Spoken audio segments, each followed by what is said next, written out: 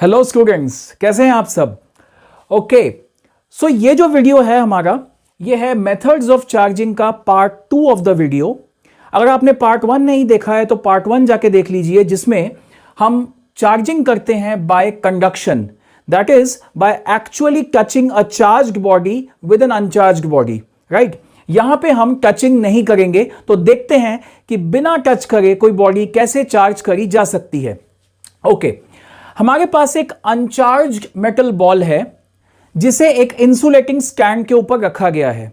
Insulating stand मतलब ये वाला स्टैंड जो है वो कंडक्ट नहीं करता, तो जो भी चार्ज इस मेटल बॉल पे आएगा वो इस मेटल बॉल पे रह जाएगा, राइट। अब हमने क्या किया, एक इबोनाइट रॉड लिया, उसको फर से रब किया and it becomes negatively charged. इस इबोनाइट रॉड को हम इस मेटल बॉल के नियर लेके गए। क्या किया हमने, हम इसको मेटल बॉल के नियर लेके गए। ध्यान दीजिए, टच नहीं करा है, देख सकते हैं आप डायग्राम में। अब जैसे ही आप इसको नियर लेके गए, इस मेटल बॉल के अंदर जो नेगेटिव चार्जेस हैं, जो इलेक्ट्रॉन्स हैं, वो इस नेगेटिव चार्ज से रिपेल फील करेंगे और ये फार ऑफ साइड पे चले जाएंगे। और as a result this left hand side of the ball will develop an electron deficiency और यहां पे पॉजिटिव चार्ज आ जाएगा। तो आपका राइट हैंड साइड पे negative charge, left hand side पे पॉजिटिव चार्ज आ गया। अब इस नेगेटिव चार्ज का क्या करें? अगर हम इस इबोनाइट रॉड को इस हालात में, ये जो स्टेज 2 है, इस हालात में हम इसे हटा देंगे, सो ये प्लस माइनस चार्जेस रिकंबाइन कर जाएंगे और ये मेटल बॉल फिर से अनचार्ज्ड हो जाएगा, राइट। पर हमें तो इसे चार्ज करना है, राइट। सो अब हम क्या करेंगे, हम इस नेगेटिव चार्ज को अर्थ के साथ कनेक्ट कर देंगे। Earth is a store house of infinite potential, it can store charges infinitely. हम देखेंगे नेक्स्ट चैप्टर में, जब हम कैपेसिटेंस पढ़ेंगे, कि क्यों अर्थ का कैपेसिटेंस जो है वो क्यों वो चार्जेस स्टोर कर पाता है। That's a topic for next video. ये जो नेगेटिव चार्ज है ये अर्थ हो गया, ये ग्राउंड हो गया, तो धीरे धीरे ये सारा नेगेटिव चार्ज खत्म हो जाएगा। थर्ड स्टेज देखिए, ये नेगेटिव चार्ज यहां खत्म हो चुका। अब ये जो positive charge left hand side पे है, this is called bound charge. ये चार्ज बाउंड है किसके साथ?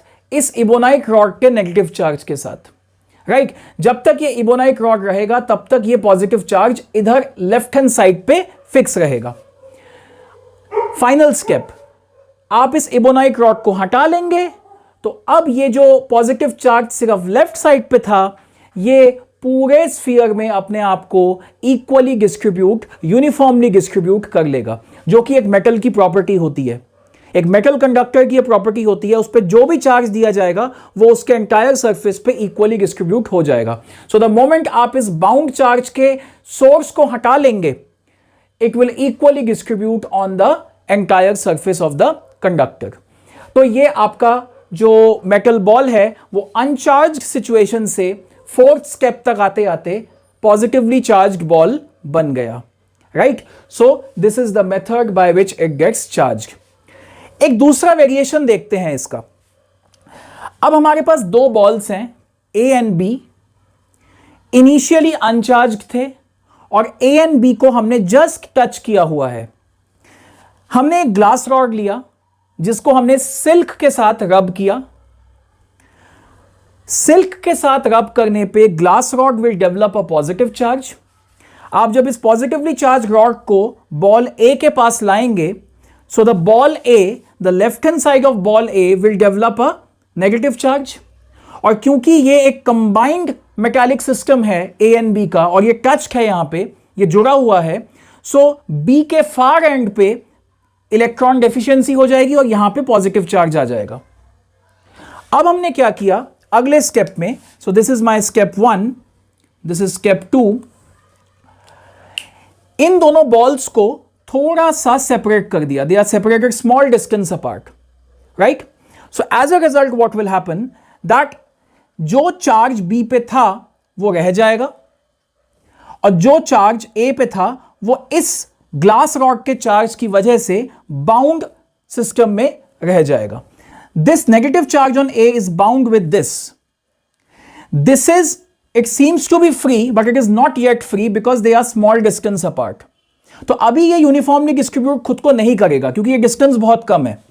इसके बाद आते हैं थर्ड स्टेज पे.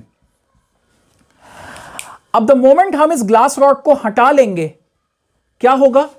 ये जो चार्जेस ए एंड बी पे थे, इनका देखिए पोजीशन चेंज हो गया है. ए का चार्ज लेफ्ट से राइट पे आ गया है, बी का चार्ज राइट से लेफ्ट पे आ गया है.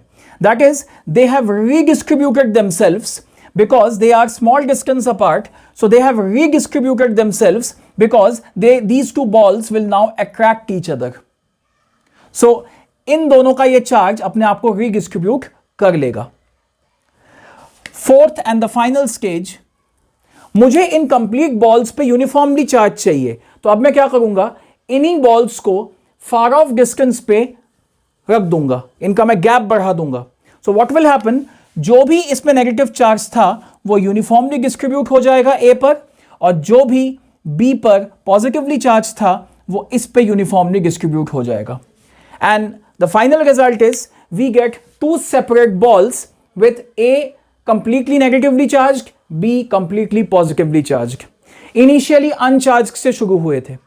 सो बेसिकली एक अनचार्ज्ड बॉडी को एक चार्ज्ड बॉडी के साथ हमने टच नहीं किया, so this method is the charging by induction. हमने चार्जेस को इंड्यूस किया, हमने टच नहीं किया.